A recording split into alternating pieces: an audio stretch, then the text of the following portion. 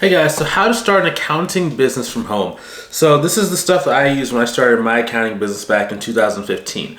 Now, the challenge that I think a lot of people face is that, when you're trying to start, the path is not always the most clear, especially because you might be seeing like your competition is going to have like their own offices. You might think you might not have like enough experience, and you might feel that you don't have enough like ways to build trust with someone to get them to want to work with you, even though you don't have your own office. Okay, so that was a big insecurity that I had for probably about 3 months, and then once I kind of like figured out what I'm going to teach you inside the video today, it wasn't that big of a deal. So number one, you have to understand what are your strengths, your weaknesses, and your interests. Okay, so strengths are things that you are good at that you do not mind doing for a long period of time. So sometimes what happens too is that it might be something, it's really something you're good at. Okay, let's go like that. It's something you're good at. So for me, I could write good posts, I could message people, I can speak okay, and I had a lot of energy when I first started. Those are my strengths, right? I knew that if I could get in front of people with like talking to them through like messaging on social media, and if I could make enough posts, and I knew if I could speak on a video, and if I didn't get tired, I was good, okay? My weaknesses were sales skills. I didn't really understand what caused people to buy.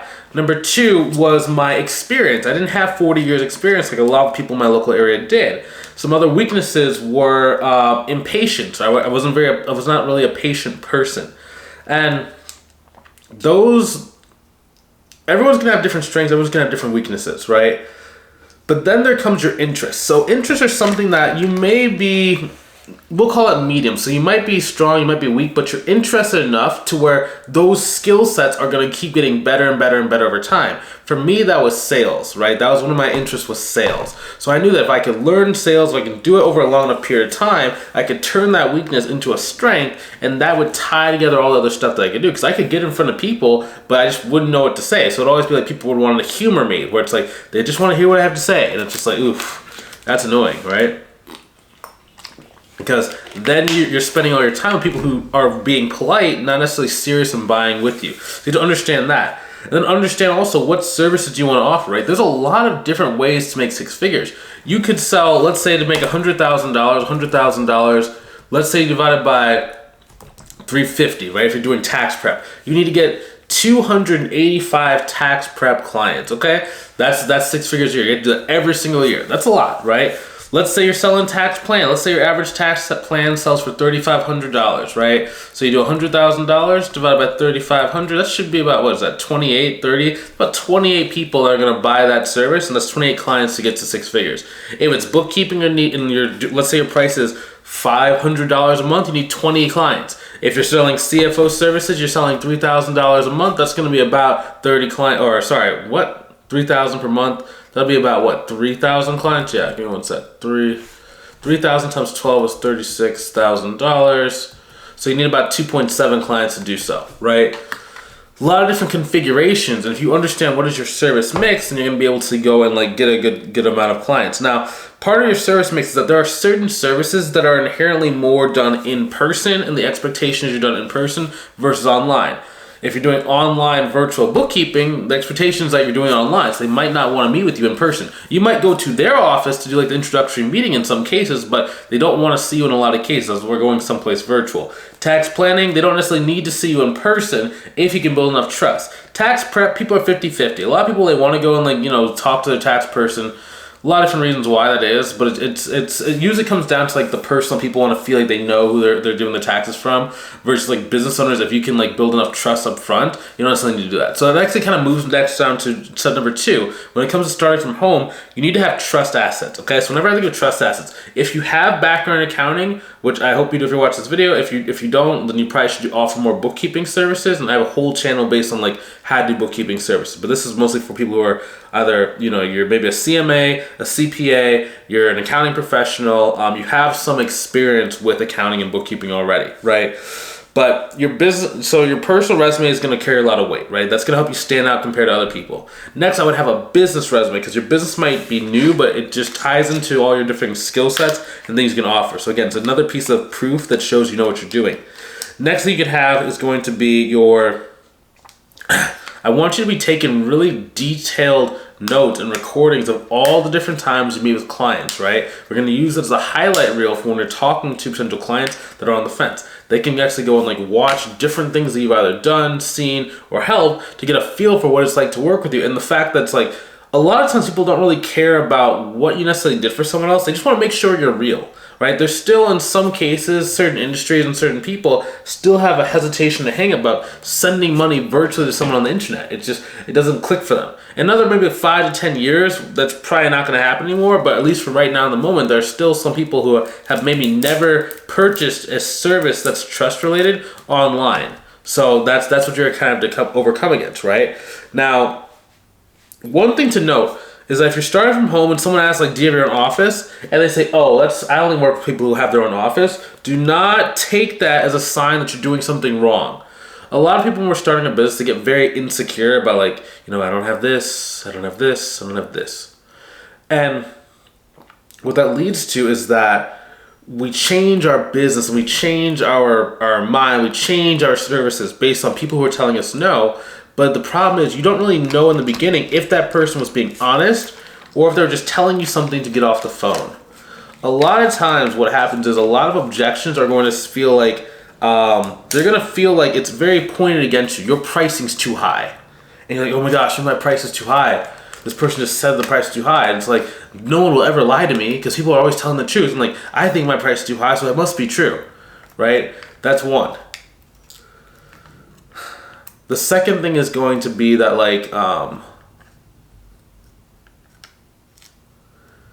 second aspect is like, just never change your business for someone who tells you no. I would only make improvements on my service based on people that tell me yes. Even today, like for my mentorship program, it doesn't happen as often as what it used to, but some people will still be like, oh, your mentorship program is too expensive. It's like, okay, well, we've got about 400 people to pay the price we're asking for right now. So is it that it's really too expensive, or is it just that you can't afford it? You know what I mean? Like, but when you don't have that kind of track record and that history, it's very easy for you to kind of fall into what they say. And you're always making changes. You never really get to stick to the things that are really important in your business. So if it's something you believe in, if you're priced reasonably, if your services are outlined, and you're doing the best job you can, don't listen to haters. Just listen to people that are going to pay you money, and then they can tell you how to improve on your service based on stuff they need. Like, I'm always learning new stuff, even for like, let's say for example, my mentorship program, or for my tax planning service, we'll say for that. For my tax planning service, every single time I get a question from one of my clients, I make sure to add them to my SOP, or make sure to add them to some of my other YouTube videos, or make sure to add it to my, when someone books a sales call, there's like a page like, it pre-warms them to like work with me and answers another question they might have, right? So I'm always improving based on what people who have paid me money have asked and have said and have, noted or have recommended. Cool. Next thing is going to be step number 3 is ways to market. So you need to think about who is the type of client that you want to go after. Are you going after businesses of a certain size for bookkeeping or for CFO services? Are you going after individuals for taxes? Are you going after businesses for tax planning? Are you going after businesses for business tax prep? What are you really offering, right? Because that's going to determine whether or not you can go online or in person, and where you're going to go online. So for me, if I have enough time, like in my day, I don't mind doing networking. The problem with networking is a lot of networking events are going to have some kind of CPA there, and like some networking organizations only have like one individual per business line or per business like model, right? So if there's already an accountant in there, you're kind of competing with that accountant at all times. It can be very, very hard to kind of break in there, or that's the guy that everyone goes to in that area, right? So in a lot of cases, you might have to go online, right? Because then once you like, I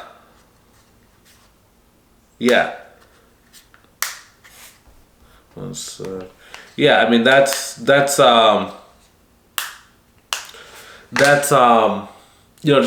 kind of a normal thing that's going to happen. So when you're online, it's easier to kind of break into a space because you have more access to more people, so you can find opportunities and create opportunities, even steal some clients from someone else because you're like there when their CPA can't be there. And like people are like, oh, I don't want to steal from other people. It's like, bro, in the beginning, if you ain't got no money and you're not making any clients, you gotta get clients however you can. Like, let's just be honest, right? It's like some people have this like hidden like random nobility of like better than thou kind of thing, where it's like, I am a reputable person, or I have like this status of ethics, and I do not go after people who already have a client or already have a CPA. It's like, what if that CPA is doing a bad job, or doesn't really care, or is not really talking to that person? You're just gonna stop just because like they have someone in place? No, you do what you gotta do to kind of get your spots and get your client roster built. You know, so that's number one. So if I'm gonna go in person, that's gonna take a little bit of time to kind of do, and there has to be a method to the madness, right? You have to go to the right places with the right people where there's little competition, and if you're in a small town, it can be really hard to do. Now, if I'm gonna go online, right, I need to know, if I need a high ticket client like service, like let's say it's a monthly recurring revenue, okay? So when you start getting above about $6,000, that's when you actually need to make sure the people that you get on the phone can actually afford what you do.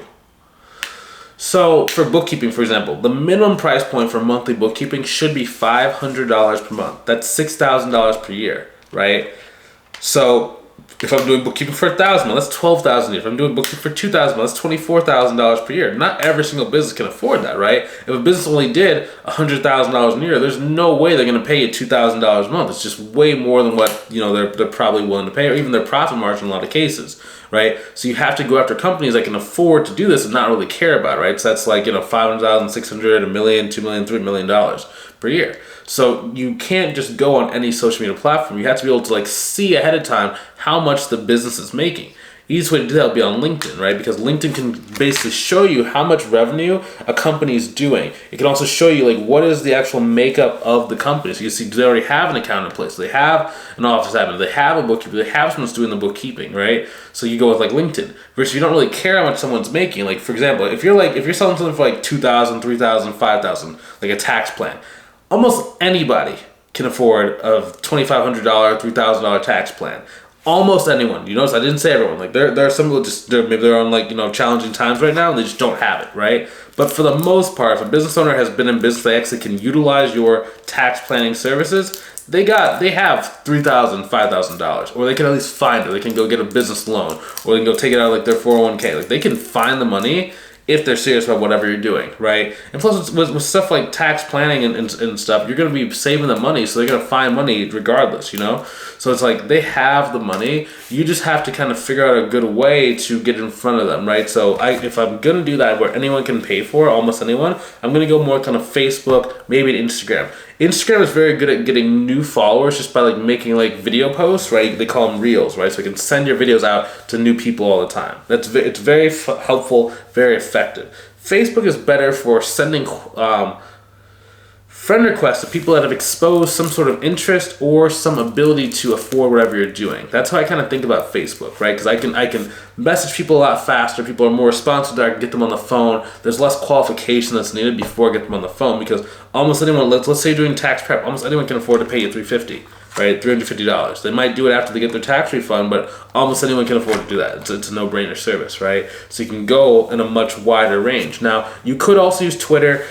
Twitter, depending on is more of a low lead count volume type of platform, where it's like 1,000 Twitter followers is very, very high quality. 1,000 Facebook is probably about a 6 out of 10 in terms of quality, but Twitter followers probably about a 7 or 8 out of 10 in terms of quality. A YouTube subscriber, that's about a 9 out of 10 in quality. An Instagram follower, that's probably about a 5. So it's a little bit less than Facebook, but it's doable. So you're gonna get a lot more people that are following you on like Facebook and Instagram, and not quite as many clients from it. That doesn't mean it's bad or that you shouldn't do it. It's just you have to kind of know what you're aware of before you go into it. But if you're doing something with a high volume service, a lot of targets, a lot of leads, you don't really care how much money they're bringing in, and they can use your service, then Facebook and Instagram are a really good way to go.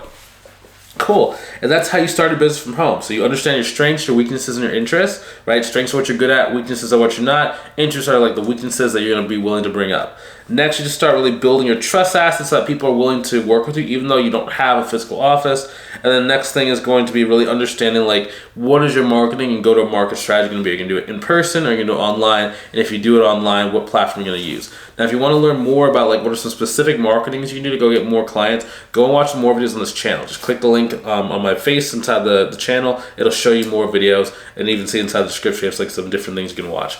Also, if you want to skip watching videos, if you just want to like get the most direct path to your goals and just like know like where you at right now, where do you want to go, and like what does that path look like if you had some help, go ahead and click inside the link inside the description, either above or below the video, to book a call with myself to see if I can help you inside our mentorship program, where I'm going to walk you step by step, hand in hand, to your goals to get to where you need to be. If that's you, I'd love to see you on the call. If you're not quite ready, that is A-OK too. I will see you inside the next call. Have a good one. Take it easy. Talk to you soon.